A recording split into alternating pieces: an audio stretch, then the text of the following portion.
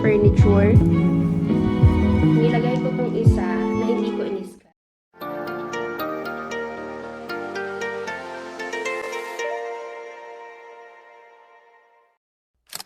Basta mag-isa. Sure ka? Kaya mo lumabas mag-isa? Ha? Oras ngayon, 12:44. 12:40 walang mag-chat na nasa Dubai na ha? Hanggang Abu Dhabi lang ha? Bus lang. Nasa yung bus card mo? Okay. Eh, paano ang daming pabili? Joke. Okay, I'm gonna go. Alright, bye-bye. Love you. Ay, siya naman ang hinatid. First time. First time na siya lalabas.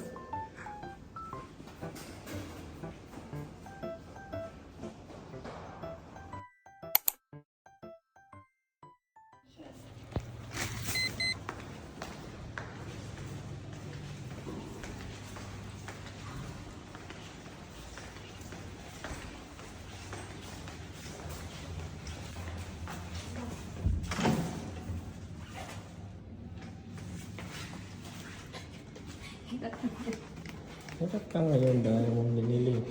Ano ba yung tampan?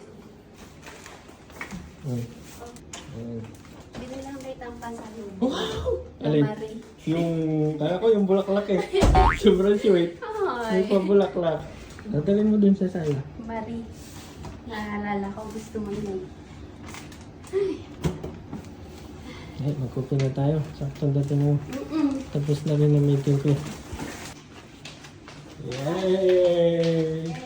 Dami na naman yung pamili. Maya na natin to i-haul guys. Nagugutom na ako ng oras na oh. Alas 4 na po mga kaibigan. Grabe, 3 hours ako sa Grand Emirates. 3 hours akong umikot-ikot dun. Pero parang kulang pa. Mamaya natin yan asikasuhin. Pag-haul tayo. Kape muna. Pabili ka ng tali. Oo. Kaso wala nung mahaba. Kaya dalawa yung kinuha ko. Patuloy pa itong ikilos sa pakanluran, hindi po papasok ng Philippine Area of Responsibility at malabo rin pong maging bagyo. Samantala, bagamat mahina naman ang meron pa rin pong kalaligan sa bahagi ng Luzon. Gusto ko yung magmerienda. 4:30 na. Haul natin yung mga pinagbibili natin. Hindi ako naka-vlog dun kasi ewan ko, nag-enjoy ako mag-ikot-ikot. Ako lang lumabas mag-isa, diba? Kasi meron siyang work. Pero nag-work from home siya. So, after lunch, saka ako pumunta din. Anyway, ayun. Unahin na natin itong mga food. So, meron tayong green onion, sitaw. Buti medyo okay yung sitaw na nakita ko doon. Naghanap ako ng mga saluyot, ganun. Wala. Wala namang saluyot talaga. Meron doon kangkong pero hindi masyadong okay kaya hindi na ako kumuha. So, ito lang yung gulay na kinuha ko. Sitaw, 2. Bok choy, sayote, 2 din. Ito, beans. Nakasale yung onion nila doon. Tig 3 lang to. Hindi, 3.75 pala. Ito, nakasale din siya. Kumuha ko ng Bear Brand na gatas. And then, Marie. Pero din ako kinuhang tinapay. Loaf bread, yung maliit lang. And then, binarihan lang nila. More on mga pang decor ng bahay itong kinuha ko. Medyo mas maganda yung mga decor dun sa Grand Emirates compared dun sa day-to-day. Ay, meron pa ng alcohol, mouthwash, reed diffuser. Ito, try natin. Meron daw 3 flavor or 3 scent. White tea, gardenia, tapos vanilla ata yung isa. Bamboo basket tree. So, 2 size yung kinuha ko. Itong medyo mas malaki. And then, itong mas maliit. Tapos, pang wall. Ganda-ganda rito. Ito, gold. Actually, puro gold yung nila dun. Siguro dahil malapit ng mag-Ramadan. Sarang! Isa lang yung kinuha ko. Hindi ko alam kung pero parang kulang pala ata siya. Masyadong maliit para sa wall. Anyway, sige, isipin natin kung paano natin lalagyan. Ito nakita ko ito kay nakita namin ito kay John eh. Ang ganda kasi yung lagay niya ng tubig. Eh, sabi niya sa Grand Emirates yan nabili. Sana okay ka lang. Yeah. Very fancy, no? Pang-tinga talaga dapat siya. Kasi meron siya nitong, kita nyo ba? Yung sa loob. Tapos, yung cover niya is, merong ganito. Gamitin lang natin pang room temperature na tubig. Okay, last bag. Makita nyo na, sumisilip. Artificial na rose. Madami daw kulay. May yellow, may red, white. Pero yung pinili ko is itong parang peach ang kulay niya. Parang white na peach, no? And then ito, clear na bowl, tapos may accent siya na gold. More organizers or more jars. Kumuha ako ng dalawa nito. Meron kanina, cute siya. Merong, yung handle niya, yung lid niya is parang may ganito. Ay! May parang design na ganyan. Kaso ang mahal niya, para lang dun sa nadagdag na arte dito. Pinalik ko siya. Ito na lang kinuha ko, yung plain na.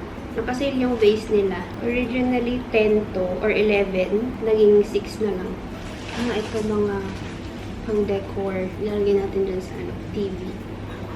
Ang cute-cute nito. Nagustuhan ko siya. Ito rin, very fancy. Okay, mukhang okay naman ang mga babasagin. Safe naman. Kasi kanina nag-taxi ako pa uwi. Inilagay sa trunk. Nung biglang lumiko yung taxi, narinig ko talaga na may natumba sa likod. So, sabi ko, hala, sana hindi nabasag yung mga babasagin. Halos babasagin pa naman itong mga. So, anyway, yan. Malapit na tayo matapos. Yan. Mas maganda talaga yung mga plants doon sa Grand Emirates. Ito naman is bamboo tray. And then, this one, ito, tagal ko na rin gusto to. Buti nakita ko siya kanina. Nawala siya sa isip ko. Buti dun sa dinaanan ko. Nakita ko na may naka-display. Ano ba tawag nila dito? Tray rack. Yung lagay ng mga plato. Okay, last two. Yung parang binili ko sa day-to-day rin. Mas malaki nga lang siya. Lagay natin dun sa may shower area. Last, lagay ng spices. From $10.99, naging 7 na lang. Tapos clear pa yung ganito, yung takip niya. Para nakikita agad kung ano yung nasa loob. Ang cute talaga niya. See, sabi ko sa inyo, puro gold talaga yung benta nila doon sa Grand Emirates. More on gold and brown ang kakulayan na nabili natin.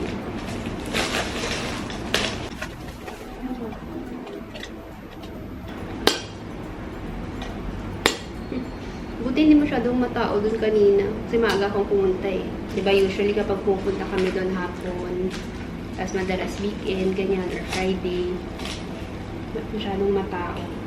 Eh kanina, since maaga ako, hindi masyadong crowded sa loob. So, take time lang akong nag-iikot-ikot doon. Parang nalibot ko naman lahat. Yun lang, yung sa taas, hindi na ako pumunta doon. Kasi mga ano yun eh. Garments, mga footwear, ganyan. Ang main na purpose naman na punta ko dun para sa mga pangbahay. Ay, hindi na ako umakyat. Parang cute din pala ito.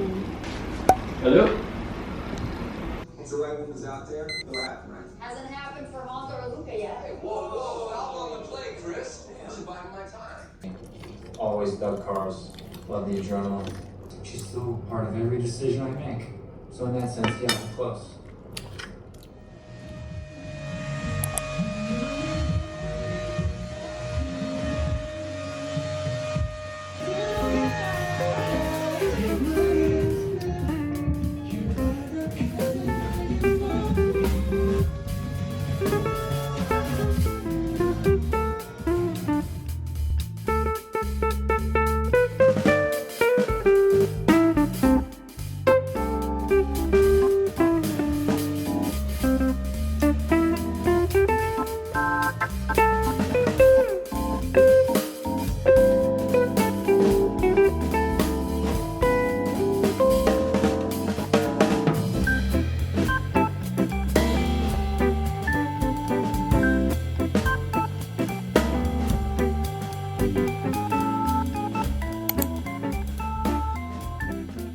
Good food vessels with good health. Amen. Amoy kare-kare, pasado sa amoy. Amoy. Amoy Amoy test. kare-kare naman. Oo, next ay lasa. Mukhang kare-kare, amoy kare-kare. Amoy kare-kare. lasang adobo. Huwag mo maging adobo. Ay, ko na Ito dito. pa, nga. Hindi ko lang kanina kung ihalo ko siya kung ano.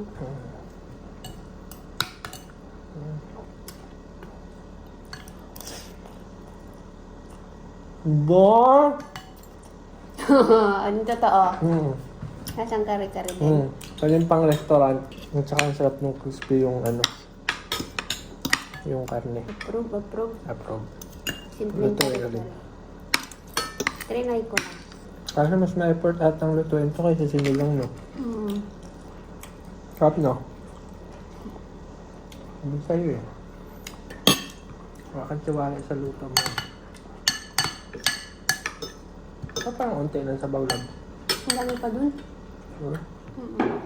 Hello! Good morning! Monday na guys. Monday na ulit.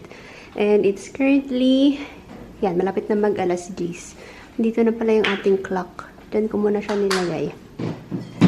Anyway, nakabihis ako. Kasi bababa ako. Punta lang akong Carrefour. Since Monday today, meron siyang pasok. And sabi ko, parang gusto ko mag-Carrefour kasi wala na kaming mga gulay. And fish, sana meron sa baba. So, sabay na lang ako sa kanya. So, anyway, yan yung ating suot lang. Black pants and then itong sweater. Kasi malamig sa Carrefour. And then, yung ating bag. Ito, hindi ko na siya ililipat. Natamad na ako. Dito na kasi lahat. Keys, wallet, then itong ating tote bag para sa mga bibilhin natin. Ay, nag-iba pala yung arrangement ng bahay, guys. Hindi ko alam kung final na to, pero yeah, may mga paparating tayong furniture. Pinili natin online. Mamaya, meron tayong paparating shoebox and para dito sa kusina. Ay, pati yung kusina natin, nag-iba rin yung itsura. Ilang araw ko hindi nag-vlog eh. Hindi na ako masyadong nakakapag-vlog kasi sobrang late na nung mga videos ko. Hindi ko pa na-upload, hindi ko pa na-edit. So, minsan tinatamad akong mag-vlog. Lalo na kung wala namang masyadong ganap. Okay, let's go! Try ko mag-vlog dun. Sana walang masyado pang tao kasi maaga pa. Sakto lang yung Sana hindi ako mahiya. Yun talaga yun. Off. Pasok daw ng office.